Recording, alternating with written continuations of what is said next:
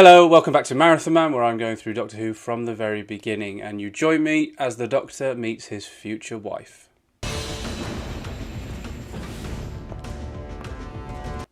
Nah, I messed it.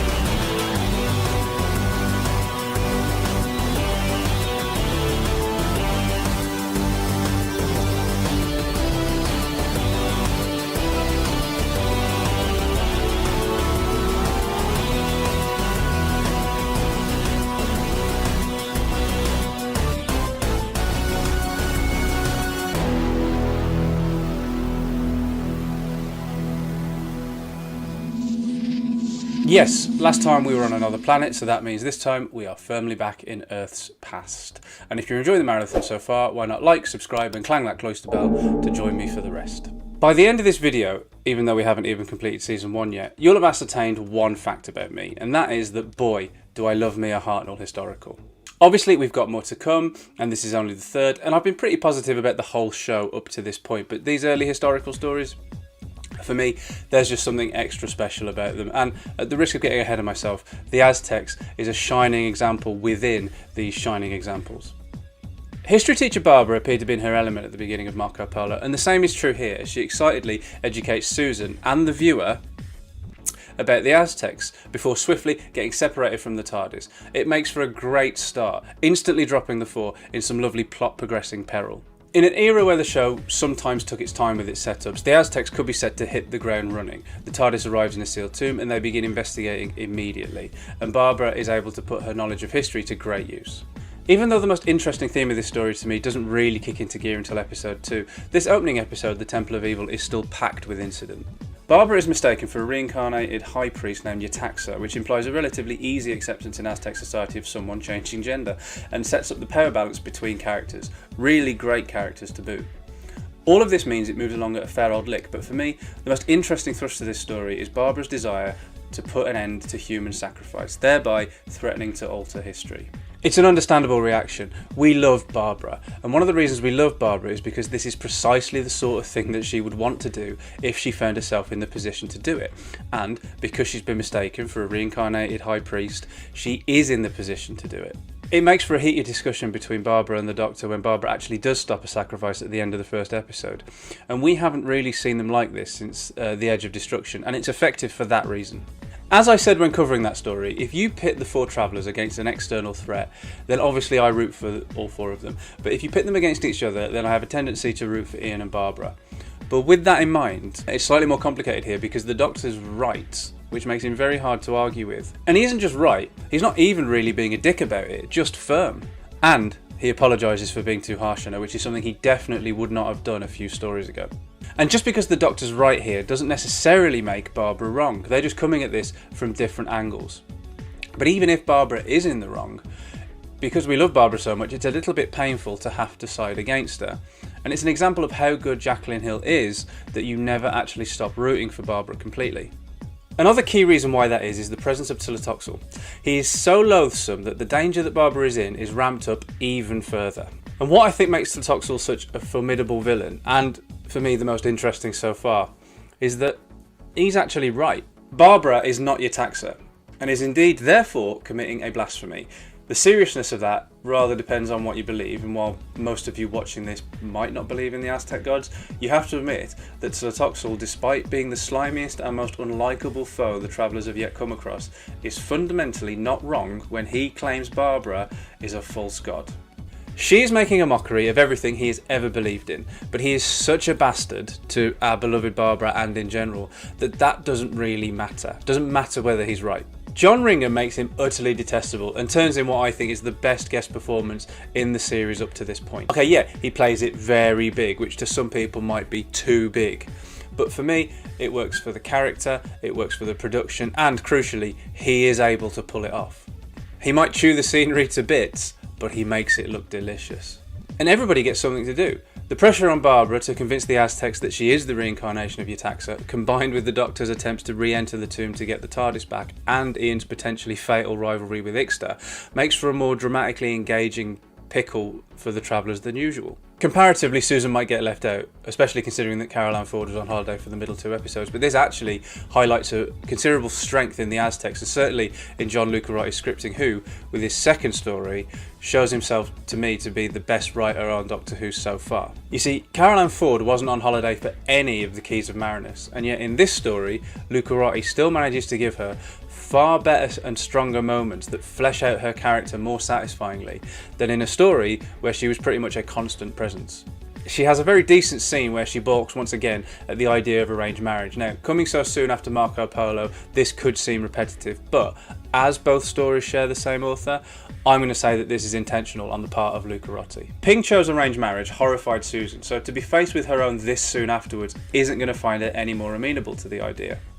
Refusing to marry the perfect victim is enough in itself to condemn her to punishment, so calling them all monsters on top of that won't endear them to her. But she does it anyway because it's what she believes.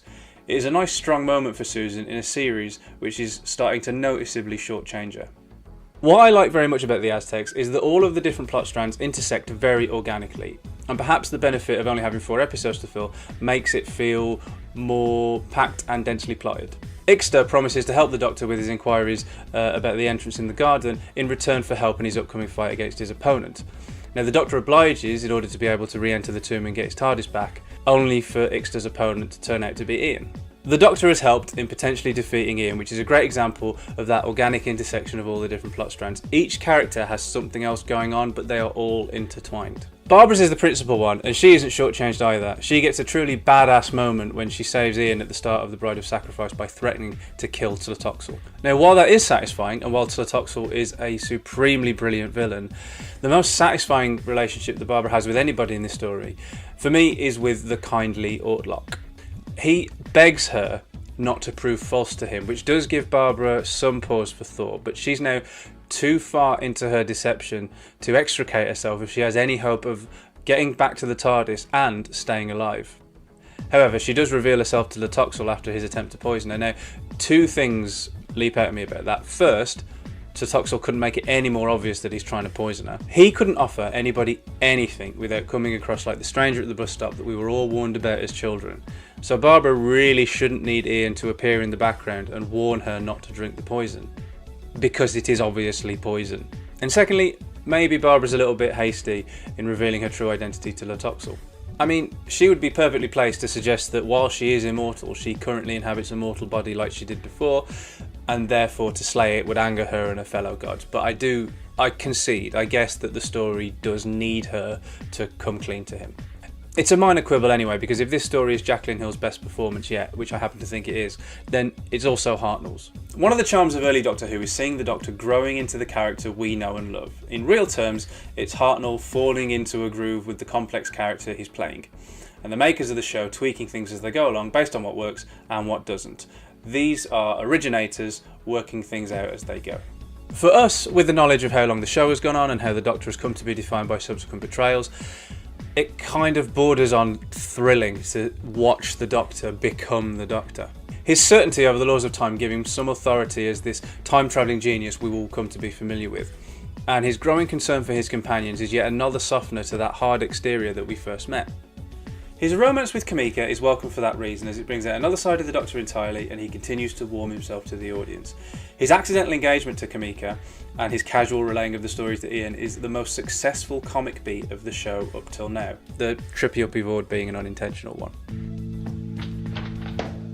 It then becomes rather touching when the Doctor seems genuinely taken with the fantasy of staying with her to tend to the garden they will have together, which makes the scene in the tomb just before they leave all the more affecting. He regards the gift Kamika gave him and leaves it in the tomb, before doubling back to pick it up as he can't bear to leave it behind. And it isn't just that makes this one of the best scenes in the story, because the Doctor offers up an apposite piece of doctory wisdom to Barbara, which is something that he will apparently come to forget until Donna Noble reminds him much later on, which is, "That's the good you've done. You failed to save a civilization, but at least you helped one man." I sometimes wonder when watching this story if it might give an indication into what Marco Polo might look like. Now, I know that they're both entirely different settings, it's just that Doctor Who seemed very capable of doing Earth's history at this point, so seeing how the BBC approached an Aztec civilization in 1964 I happen to think with considerable success. Might that also offer an idea into how they would have approached the 13th century Himalayas? I think it might. 30 episodes in now, and because I love the Aztecs so much, it always manages to stamp out any doubts that the Keys of Marinus might threaten to sow with its middle episodes in continuing to follow the Doctor and company on their further travels. There's not really a duff moment, but in a serial packed with highlights, I think I'm going to plump for... Where did you get hold of this? My fiancée. I see. Oh, what? Yes, I made some cocoa and got engaged. Oh, don't giggle, my boy. It's neither here nor there. Very hard pressed to think of one, but if I'm pushed, I think an attempt to look dramatic and cut away just before Ixta kills somebody doesn't really come off, and one of the early fights is a little bit stilted. But so, as if it's going to surprise any of you, out of 5.